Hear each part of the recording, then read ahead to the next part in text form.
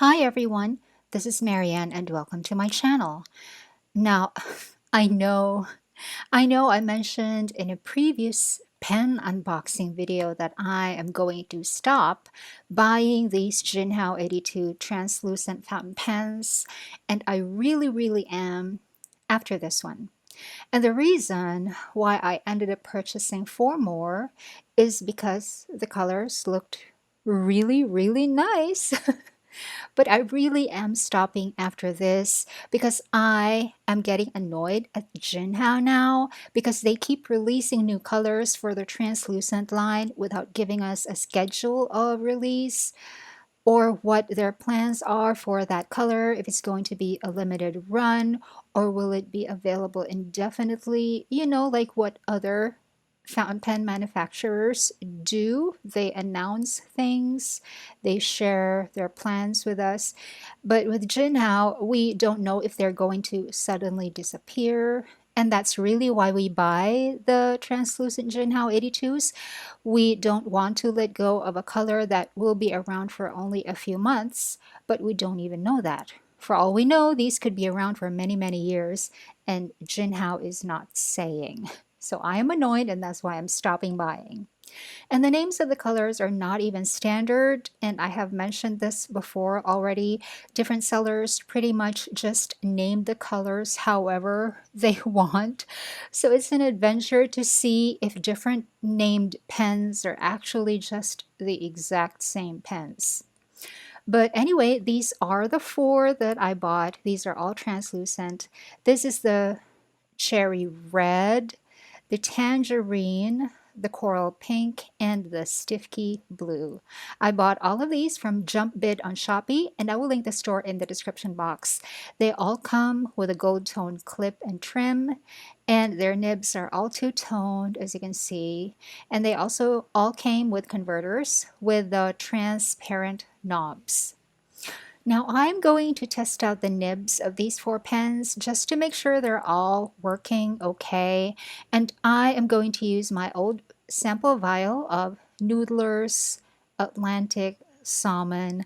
I do not like this ink, and I don't have any plans to write with this ink ever again, so I have no problems dipping unwashed nibs into this vial. So the cherry red writes fine, and it is very wet. The stiffkey blue is a little dry, but the nib works okay. It is not defective, it just needs some adjusting in terms of ink flow. The tangerine nib also works okay, but looks even drier than the nib of the stiffkey blue. I can fix that, but the coral pink writes very wet. So for this video, I'm going to ink only the two wet writing pens. I will deal with the dry pens on a different day. Now this ink, the Ferris wheel press Tears of Sapphire, is really calling out to me. I swatched this ink in a previous video, which I will link down below, and the moment I swatched it, I knew I wanted to load it into the cherry red translucent Jinhao 82, which was already on its way to me at that time. This ink is a dark blue with a noticeable red sheen, and the shimmer is a light metallic blue color. It looks very striking. As for the coral pen, I consider the Ferris wheel Wonderland in coral, which is coral with a shimmer. But I also looked at the Ferris wheel press Chidori Cherry Bloom, but this one has a color that is not a good match, but it has shimmer also, and it looks pretty.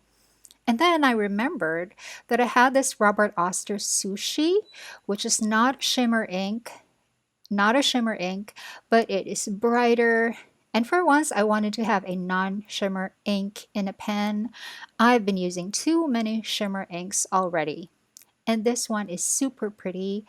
The pen writes so wetly, like we saw earlier, and an ink that is as light and as pink as this is always in danger of looking too light on the paper, but because of the nib writing wetly, this looks very pretty.